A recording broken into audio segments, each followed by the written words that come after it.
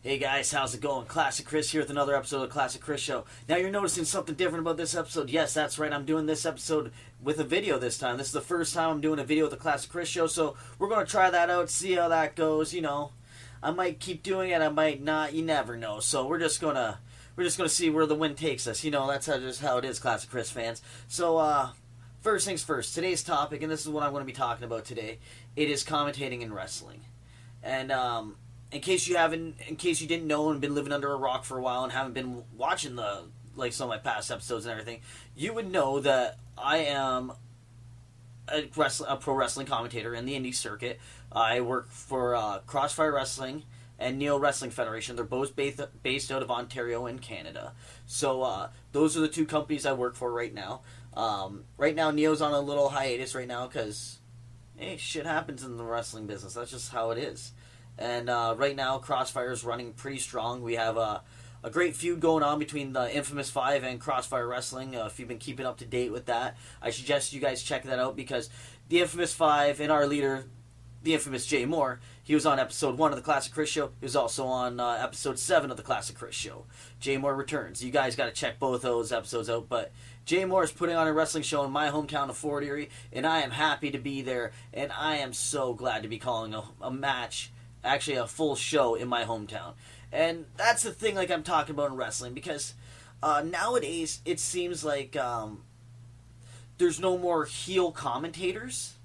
It's mind-boggling, because to me, growing up, I guess you could say I was spoiled in the world of wrestling when I was growing up, because I had a lot of great things happen when I was growing up. I got to grow up with watching Randy Savage. I got to watch Hulk Hogan, The Ultimate Warrior, Mr. Perfect, just to name a couple. British Bulldog, Owen Hart, Jim the Anvil Neidhart, Brian Pillman, Bret the Hitman Hart. That's just to name some more. And that's just the early days. And don't forget, man, I'm also 32 years old, and I'm still watching it. So I'm still keeping up to date on stuff. I know I see talent because I grew up through, in my opinion, the golden age of wrestling.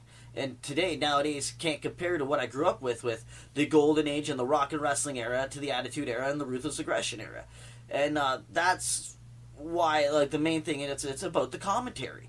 A lot of things, I was spoiled in the rock and wrestling era when I got Gorilla Monsoon and Jesse the Body Ventura calling matches.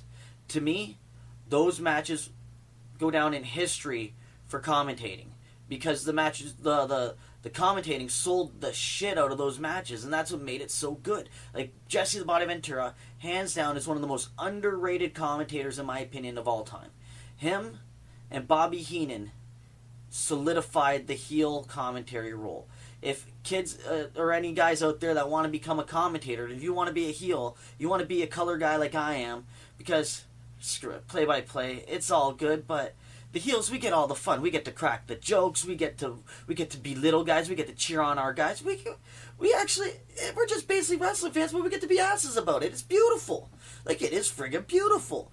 And that's what Bobby Heenan was so good. Jesse Ventura, amazing. They're so good. To me, those guys are the pinnacles. If you want to be a heel commentator, you study these men. You study them and you friggin' learn. You learn how to do it, because these guys are so friggin' good. The way that Jesse Ventura he would treat Hulk Hogan as if he's a heel. Some of Hogan's tactics and stuff is look at him, he's cheating to win, and just everything, how he kept bringing up that that Hogan wasn't a man going after Savage's title. He had to be a girl about it by going after Elizabeth. He wasn't a man about it. He couldn't just come out and say, Randy, I want the title. This is stuff that Jesse Ventura was saying. It was amazing. Hacksaw Jim Duggan had a booger hanging out of his nose WrestleMania 5 on that card, and Jesse Ventura kept ranting about that booger. It was friggin' hilarious. And that's what you need. Bobby Heenan, how he was talking about how he cheap shot some guys, just to get the advantage in the match. That stuff, that is heel tactics. That is stuff you do. In my opinion, he is probably one of the best managers in the, that was ever.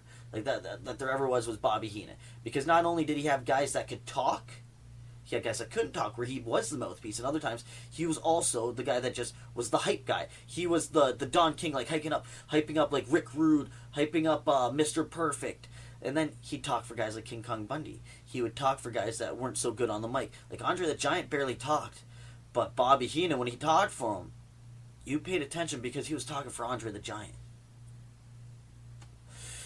Okay, so now, like, I'm gonna get back to the commentating aspect, and then Jerry Lawler comes in. Like, and I'm mostly going to be talking about WWE stuff because, like, there's nothing much I could say about WCW. When Bobby Heenan took over as the main heel commentator, Jesse Ventura was over at WCW. And when Jerry the King Lawler took over, basically, in WWE, or WWF at the time, Bobby Heenan went over to WCW. So, those guys, like, you already know where I stand with those two guys, how friggin' high I put them in my list for commentators. I put them up so friggin' high, in my opinion. They're the guys you study. Just study them. So, we get Jerry the King Lawler. He's starting off, like, he's with Vince McMahon and with Jim Ross. They're good pairings. Actually, I was quite impressed with Jerry the King. He sold his feud with Bret Hart very well on the mic, like when he was doing his commentary and everything. And that's stuff that I look for in the commentary. This is stuff that entertains me because it's involving the match that's going on, and it's also involving the storylines that are taking place, but it's all relevant stuff, and that's what I really like about it. He was great. You could tell who was the good guy. You could tell who was the bad guy. And the way Vince and JR would carry themselves doing the play-by-play, Jerry the King would just roll off them. He'd have his lines that he can do. It was just good pairings. It was just very well. Like, it was good structure. It was great. And now, we're going to get to me. In my opinion, this guy is just a friggin' dark day on the world of wrestling. Michael Cole.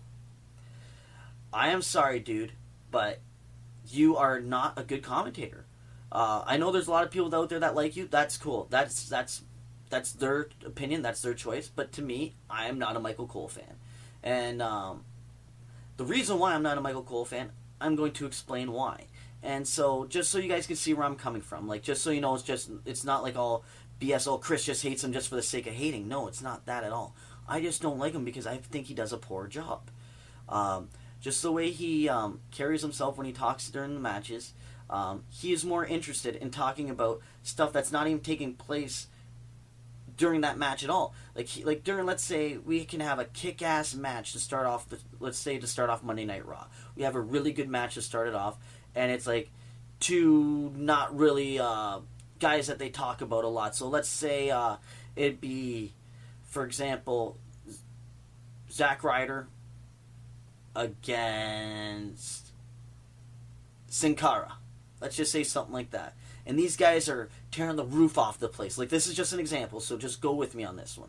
So picture these guys tearing the roof off the place, and all Michael Cole could talk about is, well, the Authority's got some choices to make about John Cena, or what's the Authority going to do, or what's John... Like, he's talking about stuff that's not relevant. You're the play-by-play guy. I know you're selling the show, but there's a time and place to sell the show. Like, let's say there's a dead spot in the match where there's a rear chin lock. Okay? You talk about the hold for a minute, they're in it. And you're like, okay, guys, don't forget, later on tonight, we have this huge main event. The Authority is going to decide what's going to happen with John Cena and the WWE Championship. Just something like that. That's all you got to do. And then you can go back talking about the match, saying, look at that rear chin lock that Sin Cara has Zack Ryder in. Ryder is just in pain there. Like, just whatever play-by-play guys do. I'm not a play-by-play guy. I'm a color guy. I'm here to crack jokes. I'm here to make fun of people. Stuff like that. And that's just what I do as the color guy. Like, in my opinion, one of my best shows is Jingle Bell Brawl 3 from Crossfire Wrestling. That show, in my opinion, was really good because it was the first time in Crossfire history that the heel took lead on the commentary. Like, I would not shut up during this show, but it all sold the matches. It all sold what I thought about the guys. It was just good heel shit in my opinion. Like, that's just how it was. And to me, that's my favorite show that I did until the most recent show I did with Hutch Henry's, because like I mentioned before, how I did Meltdown with him at the Sports Expo in Niagara Falls, how I felt my commentary was shit during that. So I'm telling you guys, if you watch that show, bear with me on that one. My commentary was terrible because I was not expecting my first show with this guy. I did not expect him to come out of the gate with so much knowledge and so much facts about our guys and how they're doing. He threw me off. He was too damn good. So our show that we just did, Mayhem, which I can't wait till that's up on the YouTube channel. I'll let you guys know when that is up because, in my opinion, that is better than what I did at Jingle Bell Brawl, because I do not do lead. I do my role as the color guy. I let Hutch do the play-by-play, and Hutch fucking nailed it. And I am just doing my quips, my one-liners. I have some facts about the match. We have some good banter back and forth, and that's the stuff I like. And the banter back and forth, that is something that is missing too, where one commentator would cheer for one guy, the other commentator would cheer for the other one. And that's what makes it tough nowadays with the three-man team.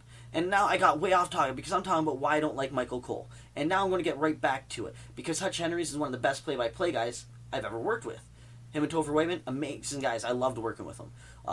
Check out, for Hutch, check out VCW. They have over 100 episodes on their YouTube channel. Check that out. They're a wrestling company out of Toronto. One of my favorite ones to watch on the indie circuit in Canada.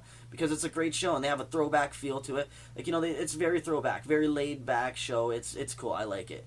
Their Iron Man Battle Royal, amazing. But back to Michael Cole. The reasons why I don't like him, it's because he oversells certain things during his commentating, and he undersells a lot of things. And there's a lot of tendencies that he uses, and you'll notice this. Let's just say you're watching Monday Night Raw. Pay very close attention to how he's calling a match. Just pay very close attention. During a title match, during any match where there's a pinfall about to be involved, you can tell it's going to be a 2 count every time when Michael Cole says, "For the victory! For the championship!" Something like that. Every time he has that little quip, he says, "For the win! For the victory!" It is always going to be a 2 count. It has been like that on every show. He does it during every match. And to me, it gets too repetitive. It pisses me off. And also it insults my intelligence as a fan. And also, as a commentator, it insults my friggin' intelligence. That this guy goes out there, regurgitates the same thing per match. It's not like it's just, like, you know, certain one-liners for guys, like, you keep them. Like, there's just certain things that you, like, you know, you like saying about certain guys, and you'll keep that. You'll say it one match, and you won't say it for, like, a few weeks later, but you'll bring it back up, like, a certain point, just to get a point across to the fans on how you're trying to sell this guy. And that's what bugs me about Michael Cole. He uses too much of the same stuff, and he uses that for the victory, for the championship, for the career, whatever. He still does it, and it's lame. It throws off the suspense of the match, even though, like, it is like predetermined. We all know that. But just to throw off the suspense of the match, because as a fan sitting at home, I try my hardest not to touch any dirt sheets or read any spoilers. But, like, that's just how I feel. Like, it takes away from the suspense. It takes away from the drama. It takes away from the anticipation. Because at UFC, you don't hear...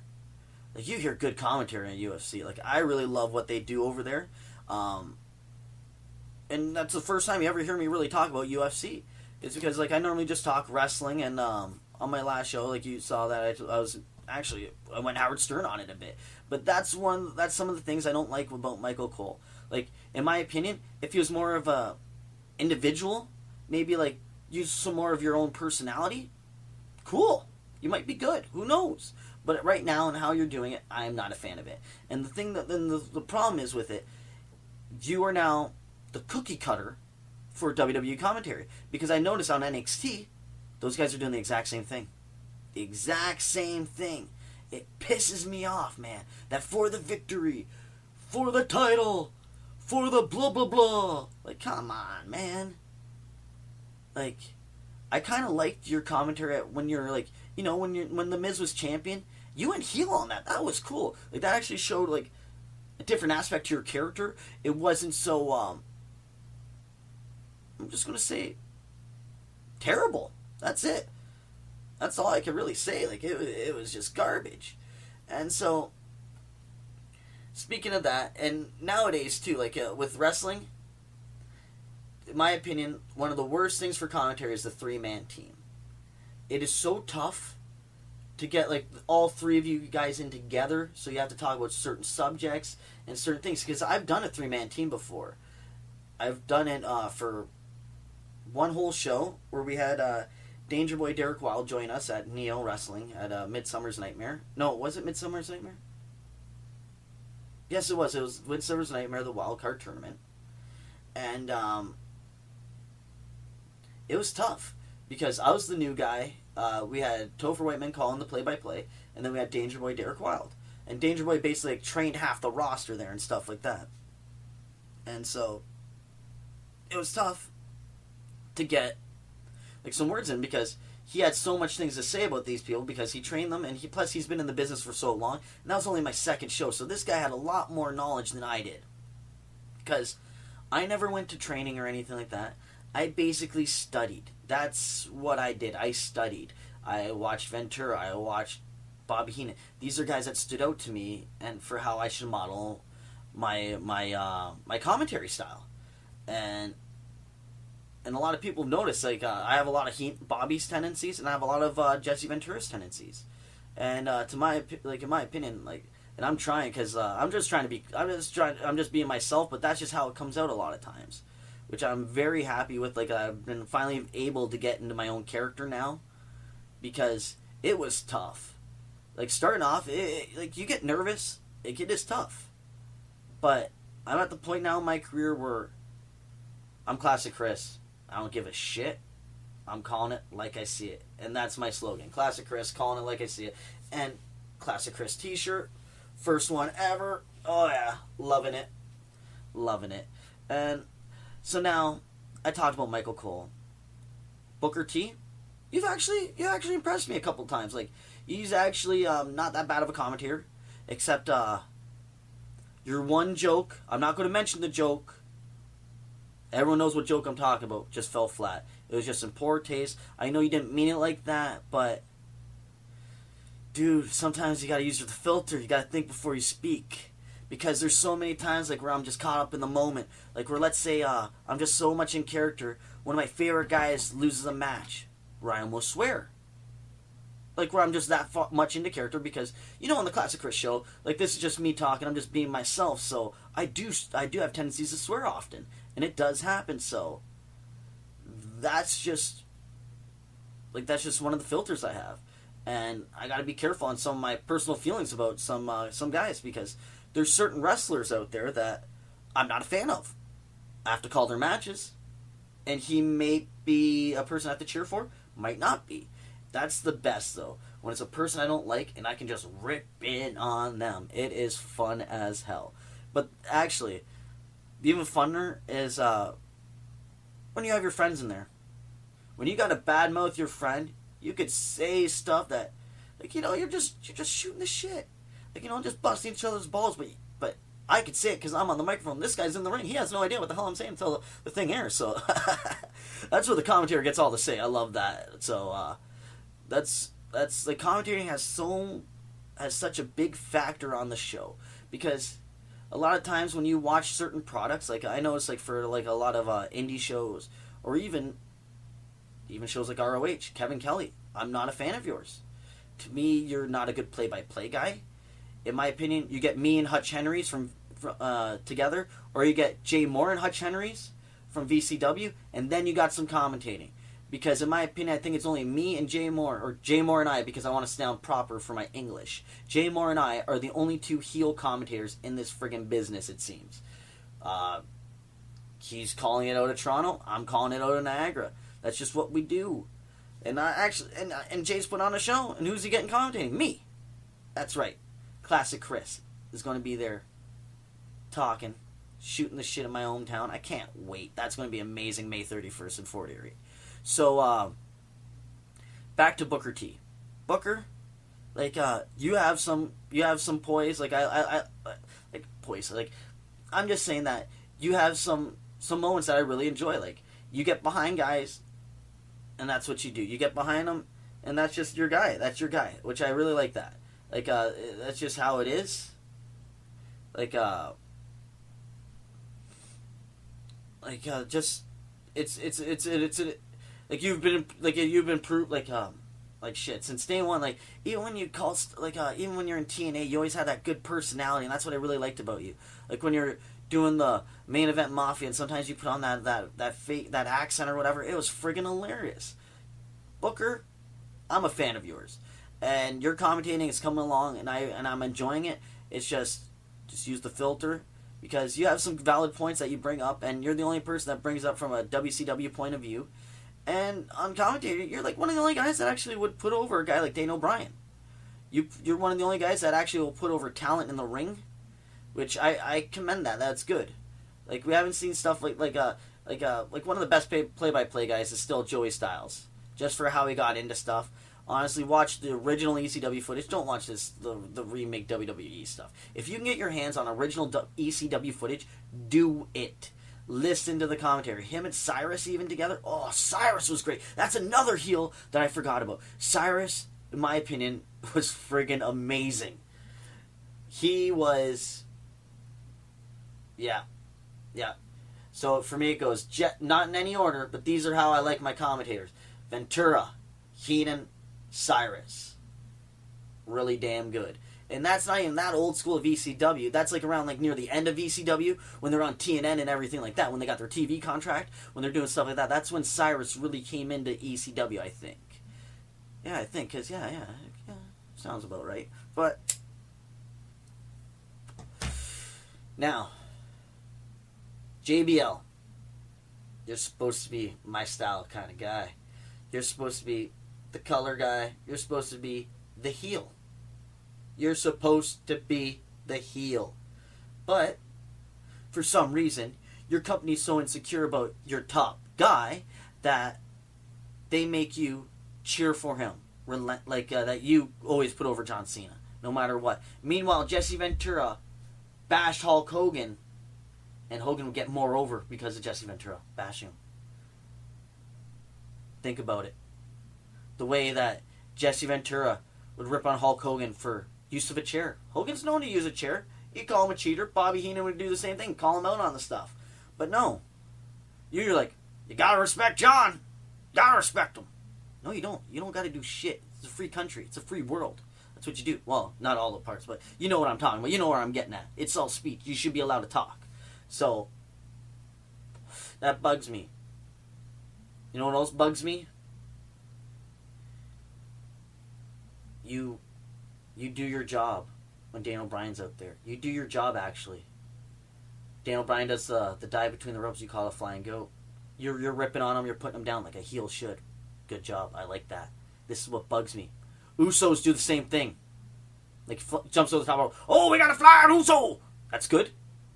The guy almost hits his foot almost over at the top rope every time. He almost trips himself every friggin' time, and you're marking out for that shit?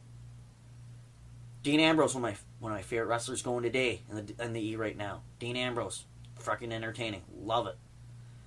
Dean Ambrose, you do your suicide dive between the ropes like Daniel Bryan does. What does he say? Flying lunatic, marking out for it. But yet, you shoot down you shoot down a guy like Daniel Bryan. What's up with that, buddy? You're a heel for everybody. But no, you got to mark out for certain guys. Like, I understand marking out for Dean Ambrose because that guy is amazing. He's great. He's a modern day like Roddy Piper. He's a guy with balls with some grit. That's what you need. But you put down the guys you're supposed to cheer for. Tyson Kidd was a heel. You kept referring to him as Natty's husband. And you're the one that should have been defending him, and Booker T should have been calling him Natty's husband. See, that's what I'm talking about with commentary. That is the stuff that I do not like. Like, right there at Crossfire, Hutch and I wouldn't have screwed that up. At Neil, Topher and I wouldn't have screwed that up. At VCW, Jay and Hutch wouldn't have screwed that up. So come on, guys. You guys are getting paid top dollar. Top fucking dollar. And this is what you do. It friggin' bugs me. Like, it just makes no sense, guys. It just literally makes no sense. It friggin' bugs me, and I can't believe that this is actually happening in the world today. And it's getting, and people are enjoying it. I don't get it. I just honestly do not get it that people are enjoying this. Like, if you do enjoy it though, please in the comments, let me know. Like, what you like about it. Maybe I'm missing something because I don't know. Because I'm just looking at it like from my point of view. So maybe if I see something from a different point of view, Hey, I'm open to opinion. That's what makes the world amazing. Because if I'm wrong, I'll admit it. But I would like to know if if I'm not talking right here, if I'm misspeaking. Let me know. Like if you have an opinion, like let's say you like Michael Cole, and you don't agree with my point of views on that I said about him, like the points that I brought up. Cool. I'd like to know what you like about him. I would like to know what you like about Booker T. I'd like to know what you like about JBL, or if you have any disagreements. Like, Chris, I don't agree with your opinion because I think that this guy didn't really do that good of a job. Well, cool. Like, I'm all open for a discussion. Like, I am one of the most laid back guys on YouTube right now. Do y'all know why? Because it's just an opinion. This is wrestling. It's not life or death situations. This is just it's entertainment. It's like someone not liking a song, someone not liking a movie, you know what I mean? Just stuff like that. So that's just me talking about the Monday Night Raw team. On NXT, sometimes I'm just because I'm getting back into NXT because I missed a lot of it. Like I'm not gonna lie to you, with work schedules and stuff like that and doing the show and everything, it gets tough for me to keep up with everything. So like with the NXT and everything like that. So why are you copying Michael Cole? It is just terrible. Sometimes I don't know what guys heel, what guys not heel on the commentary team, so that stuff like that could be a lot better. But that's the only complaint I have about NXT. Now, this company right here. This company. A company that has a lot of my favorite wrestlers in it. A lot of guys that I like watching. Like, speaking of guys I like watching. Like a guy like Crazy Steve, who's going to be at the Jay Moore show in Fort Erie, May 31st. He's actually putting on a seminar. So, for $25, you can learn from Crazy Steve. It doesn't matter what year student you are. Crazy Steve will actually give you pointers and a little knowledge on how to get to that next level. And for $25, you cannot go wrong. So you're out there in the Ontario area, out there in Buffalo, in the state of New York. Come on down. Meet Crazy Steve at Jay Moore Presents Pro Wrestling. Check out the Facebook event page because it's up there. You can check it out, and then you can learn how you can meet Crazy Steve and actually learn something from him. Like guys like Kurt Angle's there, Austin Aries, Bobby Roode. Oh, guys that Steve has fought, so he can actually give you some pointers, like, because Steve's actually pretty damn good. Check out some of his old Neo footage.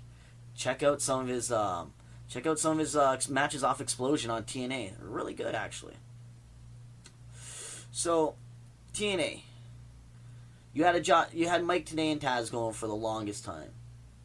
In my opinion, it was worse than AM talk radio. Not FM talk radio. AM talk radio. It was friggin' boring. Mike Tenay, you were good in WCW. You had a lot of facts, a lot of knowledge. When a guy came out like a luchador, like one of the cruiserweights, you had knowledge. When a guy came out, you basically knew what his first girlfriend's name was. Like, you knew what grade school he went to, what was his teacher's first name. Like, basically, that's why you're the Professor Mike Tenay. Like, you knew everything about every guy that came out. And then that's why everyone was shocked when you didn't know anything about Goldberg. Like, that really was good commentary there. Like, see, I give props where it's due. See, so for all you people that think, oh, Classic Chris just out there hating, no, I give props where it's due. Like, where it's due, I'll give you your kudos. Like, I'll give you your props. You deserve it. But in TNA, you are friggin' boring. So boring. So boring. I am sorry. But it is just garbage. The only thing that you did fun or funny or entertaining was during the Aces and Eights funeral when you stole Brooke's booty shorts. And I don't blame you for stealing her shorts at all. Nobody does. Look at that booty. It's booty full.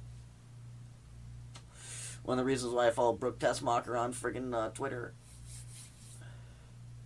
Great pics.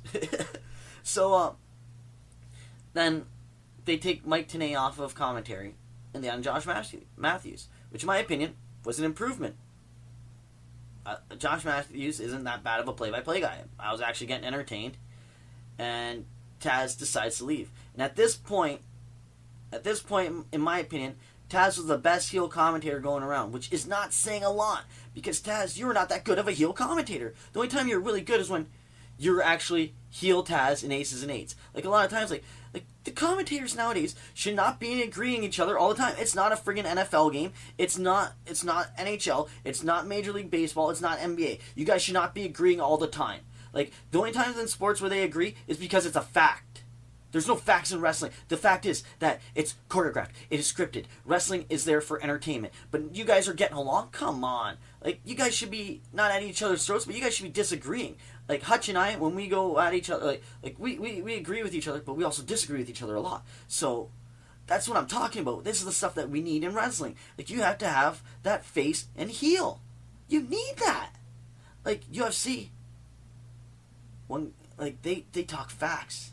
They talk about how good a fighter is fighting, just like in boxing. Like, you can't do that in wrestling because John Cena's not that good. He's not. JBL, fuck off. Okay? Like, Taz, like, you're going for people that you shouldn't have been going for. Like, that's what I don't understand. Like, it's mind-boggling. Like, you would question guys like MVP and like, you know, making the Beatdown Clan and stuff like that, like on some of the episodes of TNA Impact. But yet, you should have been the one. Yes, this is what I like to see: a team with balls. That's what I'm all about. Cause I'm a man. You know me from my wrestling background. That's what you used to say, Taz. Like when you guys did those Manhattan shows, and you stood there and you did your Taz promo. That was great. That was great. You were at one point, in my opinion, really damn good. But somehow, you just lost your edge. I don't know what it was. And I don't know the situation. Like, I know there's probably like money issues or something like that, but that's neither here nor there. So you're no longer with TNA. They go with Josh Matthews solo. Then they bring back Mike Tenay. Now you have two faces, and both guys are friggin' play-by-play guys. That cannot work. That's like trying to keep oil and water together. They separate. Like it's like putting two magnets together. You can't do it. Like two strong magnets cannot go together. You just it's mind-boggling. Why would you do this? Why? Like, I understand Mike Tenay is still on your payroll, but why? There's so much talent out there. You could even get Joey Ryan. Like, he could do heel commentating. In fact, you know what? You want to save some money? You get me. Just get me. I don't have to live out there. I can fly in, fly out. As you can tell, I'm wearing a hoodie right now and jeans, so I'm a man of simple tastes. I'm not greedy. So, Dixie Carter, TNA, check out my footage. Watch Jingle Bell Brawl 3. And when Mayhem is up, you watch that one too. Because me, or the infamous Jay Moore, watch VCW, could do a way better job because you guys need a heel commentator desperately. Because, to me, one of the biggest things in wrestling is the commentating. You could have one of the best matches in the world, and if the commentating's shit, no one's going to want to watch that. Trust me, I've seen it before. Guys have uploaded footage where I've seen it before. So, it makes no sense, TNA. You guys could do so much good. You guys are putting on shows that have good wrestling. You have a roster that isn't boring. Like, you have guys that are entertaining to watch in the ring. You're not having the same feud after, like, the same guys fighting each other all the time. Like, you guys are actually changing shit up, which I enjoy. Like, that's what I like about TNA. Like EY, his heel turn, great. Like, that was so good. Like, no one was expecting it. It was good. But it completely got undersold on the commentary. Think about how good if the commentary was, how good those memories would be rewatching them. Like, certain moments in wrestling history just stand out to me a lot of times due to the commentary, because that soundbite takes you back to that moment, and that video clip, it's like going home. It's like deja, like it brings you back there. And Josh Matthews and Mike Tenay is a terrible decision together. I think Matthews should have a heel with him. And I am so dead set on having a heel on commentary. Wrestling needs it. We need to go back to roots, guys. And that's how I feel about it, because if you watch some of the matches I've done, like my nowadays stuff, besides Meltdown, do not watch Meltdown because I was terrible on that show. But you'll know where I'm coming from. Watch VCW. You'll see the heel and face thing that I'm talking about. You'll see Jay Moore and Hutch Henry's, and they'll talk about it. Like that to me is commentary. Not what's going on nowadays. To me, the art of commentary is a dying art, and that's a sad thing. It's fading fast. Like in music nowadays, you barely hear guitar solos, you barely hear drum solos. Like when's the last time even there's like really a bass solo? Like nowadays music, like in my opinion, it's not like I'm sounding like a friggin' old man here, where I'm saying, back in the day it was better, but in my opinion, a lot of it was because they sold the characters. They sold you the product. Like when the Rockers were going to go up against the Twin Towers, they're saying stuff like, these guys are way too big for these guys. Like just stuff like that. We need it back. And I think, like, honestly, like, for wrestling, that is the next thing to help out, like, viewership on TV. That, to me, because right now, on the indie scene, for how crappy I feel that the commentary has been, the indies have been booming right now. We are getting some of the best draws we've ever had for Crossfire. Right now, we are even booking shows right now without even getting, like, let's say, like a WWE superstar coming in. And I even hate that word too, superstar. They are wrestlers. They are wrestlers. Superstars was a TV show to promote your wrestlers. Like, when Steve Austin said he was a pro wrestler, I applaud that. You're not a sports entertainer. You're Steve fucking Austin. You're the man. And a lot of this stuff, it just really bugs me, though. And I'd like to know, honestly, I'd like to know what you guys think. So, if you think that the commentary's fine nowadays, let me know. And who's your favorite pairing of commentators? Because these are questions that I'm kind of interested in. I like to know who are people's favorite commentary. And a lot of it to me is Gorilla Monsoon with Bobby Heenan, Jesse Ventura, or Vince McMahon with Bobby Heenan or Jesse Ventura. Like, Tony Schiavone wasn't even that bad, but he wasn't that great either. He had those good heels to work with. Like when Jesse Ventura is calling alongside you, you're going to sound a lot better as a good guy, because Jesse could just sell that heel shit. Same with Bobby the Brain. That's where I modeled the jackets off of, basically, like the classic Chris Blazer, how it's shiny. Had to. That's my tribute to Bobby Heenan. I want to have different style of jackets and stuff like that. They got to stand out. That's just how it is. Like, the commentary sells the show. In my opinion, it's one of the things that keeps me watching it. So I just hope things pick up and guys get a reality check and start going back to the roots. That's what I'm gonna say. Go back to the roots. Let's get a heel back. Bring back the heel. That's right. That's the movement I'm gonna bring back. Bring back heel commentary, please. Wrestling, please. TV, pro wrestling, please bring it back. ROH, get new commentators, please. Actually, I'm gonna say, what's his face? He was Nigel McGuinness. He's actually not bad. He's not bad at all. Actually, even Rockstar Spud, when I watched a couple Explosion matches, isn't that bad.